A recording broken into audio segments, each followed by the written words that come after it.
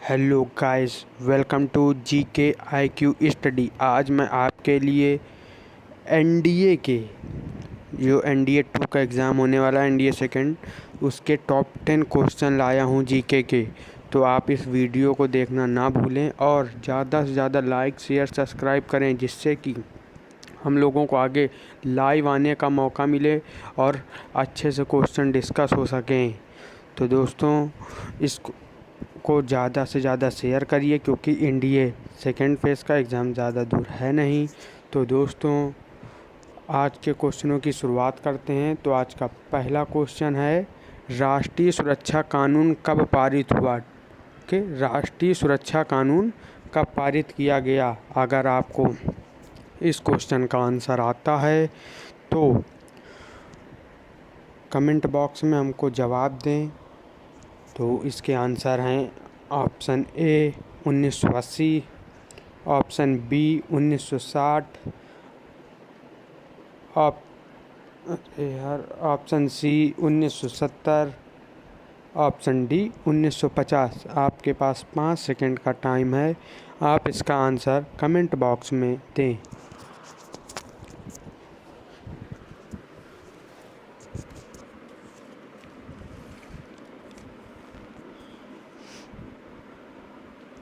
तो दोस्तों, इसका आंसर होता है ऑप्शन ए। राष्ट्रीय सुरक्षा कानून 1980 में पारित किया गया। और आपको एक बात और बता दूं, राष्ट्रीय सुरक्षा कानून ये पूरे इंडिया में लागू हुआ था 1980 को। ओके, चलिए नेक्स्ट क्वेश्चन की शुरुआत करते हैं। तो हमारा अगला क्वेश्चन है, भारत की किस नदी में सोना बहता है? भारत की ऐसी कौन सी नदी है जिसमें सोना बहता है? तो आपके ऑप्शन हैं, option A Ganga, option B Yamuna, option C Swarnarekha, option D Saraswati. तो आपके पास 5 सेकंड का टाइम है, हमको कमेंट बॉक्स में आंसर दें।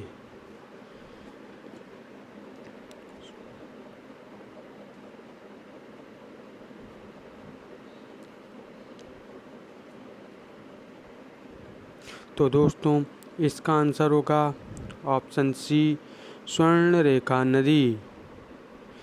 और आपको बता दूं, ये स्वर्णरेखा नदी बंगाल की खाड़ी में जाके गिरती है। और ये किस किस राज्यों से होके जाती है? तो यह रांची, जमशेदपुर, मतलब जो कि है झारखंड से होके निकलती है। ये झांसी, जमशेदपुर, इन सब इलाकों में, काफ़ी और भी इलाके हैं जिनसे होके निकलती है और बंगाल की खाड़ी में गिरती है। तो दोस्तों, चलिए नेक्स्ट क्वेश्चन की शुरुआत करते हैं। क्वेश्चन नंबर 3, प्रश्नकाल की अवधि कितनी होती है? तो आपके पास ऑप्शन है, ऑप्शन ए 1 घंटे की अवधि होती है, ऑप्शन बी 2 घंटे की अवधि होती है, ऑप्शन 3 3 घंटे की अवधि होती है, ऑप्शन डी 4 घंटे की अवधि होती है।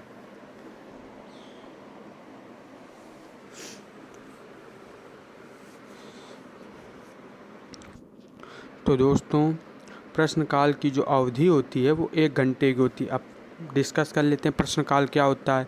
प्रश्नकाल वो होता है जैसे कि आपने किसी भी राष्ट्रपति, प्रधानमंत्री, किसी के सामने भी आपने जैसे कुछ भी क्वेश्चन लिख करके, बोल करके जो भेजे हैं, उनको बताने की, उनका आंसर करने की जो अवधि होती है वो 1 घंटे की होती है। आपको 1 घंटे के अंदर बताने होते हैं। चलिए नेक्स्ट क्वेश्चन की शुरुआत करते हैं। क्वेश्चन नंबर 4, केंचुए की कितनी आँखें होती हैं? ऑप्शन ए 1 आँखें होती हैं, ऑप्शन बी कोई आँख नहीं होती है, ऑप्शन सी 2 आँखें होती हैं, ऑप्शन डी 3 आँखें होती हैं। तो दोस्तों, 5 सेकंड का टाइम है आपके पास, आप इसका रिप्लाई हमें कमेंट बॉक्स में दें। और अगर आपको हमारे द्वारा लाए गए क्वेश्चन अच्छे लगते हैं तो चैनल को लाइक शेयर सब्सक्राइब करना ना भूलें, क्योंकि आपके लाइक शेयर सब्सक्राइब करने से हमारा मोटिवेशन बढ़ता है और हमें वीडियो बनाने की प्रेरणा मिलती रहती है। और आप ये भी बता दिया करिए कमेंट बॉक्स में कि आपको किस टॉपिक पे वीडियो चाहिए, तो मैं उस टॉपिक पे आपके लिए वीडियो बना के लेके आऊँगा। तो दोस्तों, इसका आंसर होगा कोई भी नेत्र नहीं होती है।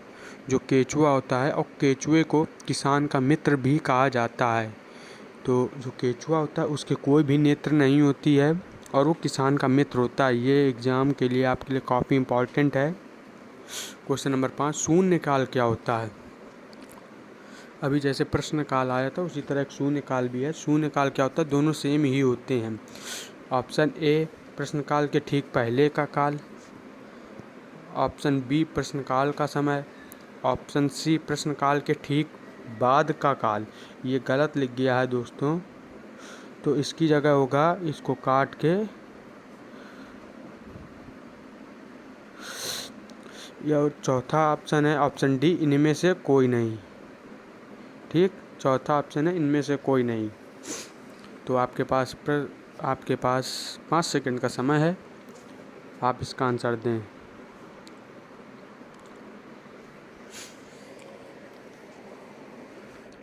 तो दोस्तों इसका आंसर होता है, और आपको एक बात और बता दूं, ये जो लिखा है प्रश्नकाल के, इसकी जगह होगा प्रश्नकाल के बाद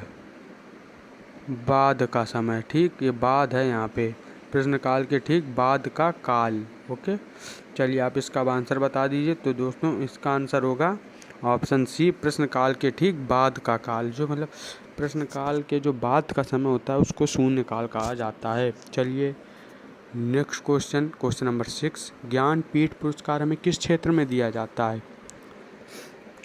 तो दोस्तों इसके ऑप्शन हैं, ऑप्शन ए कला के क्षेत्र में, ऑप्शन बी फिल्म के क्षेत्र में, ऑप्शन सी खेल के क्षेत्र में, ऑप्शन डी साहित्य के क्षेत्र में।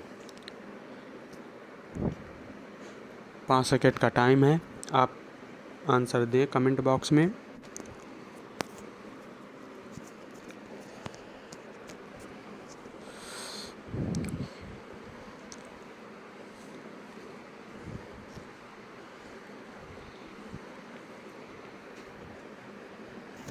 तो दोस्तों इसका आंसर होगा ऑप्शन डी, साहित्य के क्षेत्र में।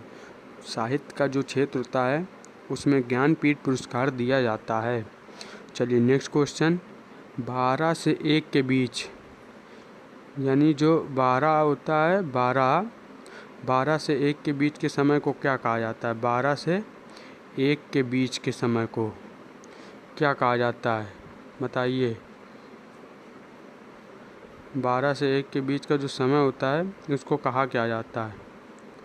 आपके ऑप्शन है, ऑप्शन ए प्रश्नकाल, इसको इरेज कर देते हैं वरना आपको आंसर नहीं समझ में आएंगे ऑप्शन। चलिए नेक्स्ट क्वेश्चन, हम लोग next option B caucus, option C guillotine, option D शून्यकाल। जो 12 से 1 के बीच का समय होता है उसे क्या कहा जाता है?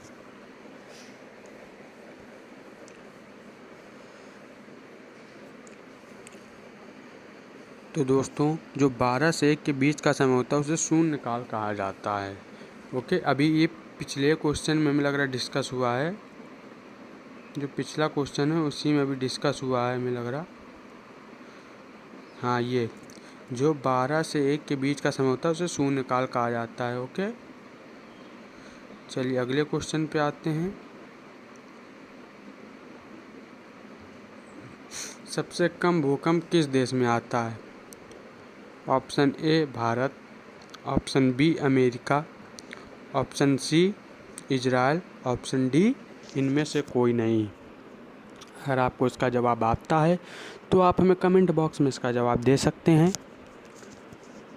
तो दोस्तों इसका आंसर होगा ऑप्शन ए भारत। जो भारत देश है, हमारा प्यारा भारत देश, उसमें सबसे कम भूकंप आता है। तो भारत देश के लिए इस एक वीडियो को लाइक करें और चैनल को सब्सक्राइब करें। चलिए नेक्स्ट क्वेश्चन, संसद भवन का उद्घाटन किसने किया? Option A sir John Shore ने, ऑप्शन बी लॉर्ड इरविन ने, ऑप्शन सी लॉर्ड लिटन ने, ऑप्शन डी टफरिन ने। किसने किया? आपके पास 5 सेकंड का टाइम है, और ये क्वेश्चन एनडीए में आया हुआ है और ये मोस्ट इम्पॉर्टेंट क्वेश्चन है आपके लिए, मोस्ट इम्पॉर्टेंट क्वेश्चन है आपके लिए। और इसकी मैं बता दूं, इसका जो आंसर होगा, इसका आंसर है लॉर्ड इरविन। लॉर्ड इरविन ने इसका उद्घाटन किया था। और लॉर्ड इरविन को हम लोग किस नाम से जानते हैं? इनको गांधी इरविन पैक्ट के नाम से जानते हैं। जो गांधी इरविन पैक्ट हुआ था, और ये कब हुआ था गांधी इरविन पैक्ट? 1931 में हुआ था गांधी इरविन पैक्ट। और ये भारत के तीसरे वायसराय गवर्नर थे।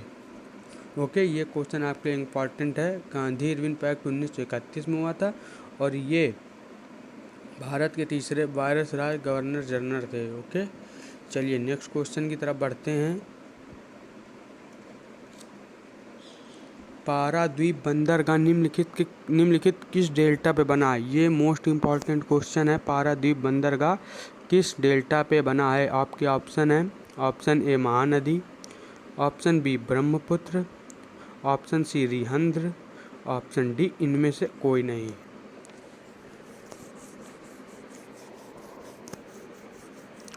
तो दोस्तों इसका आंसर होगा महानदी। पाराद्वीप बंदरगाह ये बहुत ही फेमस बंदरगाह है और जो कि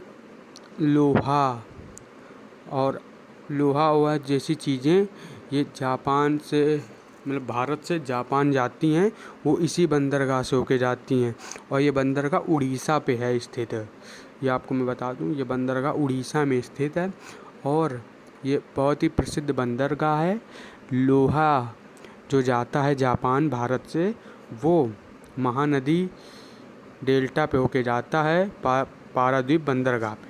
ओके, चलिए अगर आपको टॉप 10 क्वेश्चन अच्छे लगते हैं तो चैनल को लाइक शेयर सब्सक्राइब करें और बेल आइकन को दबा दें, जिससे कि हम कोई भी वीडियो अपलोड करें तो आप तक सबसे पहले पहुंच जाए। जय हिंद, जय भारत।